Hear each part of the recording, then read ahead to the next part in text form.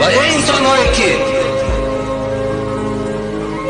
اینقدر خدا شما را به رحم و به انصاف کرده است که مردم بیچاره تیپرکلاس، جگردرد، روده‌درد، اعضای آبادش نمانده است در روسیه، کار میکند، محنت میکند، تو زنی او قدری در اینجا اشرت میکنی.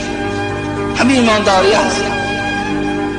به نام خدا قسم به عزتش، وقتی تو قدم به سوی خانه همون زن زدی، از غایبی شوهر همون استفاده بردی، یک قدم کندی، خدا جان تا گرفت، به نام پروردگار تو به ایمان هستی.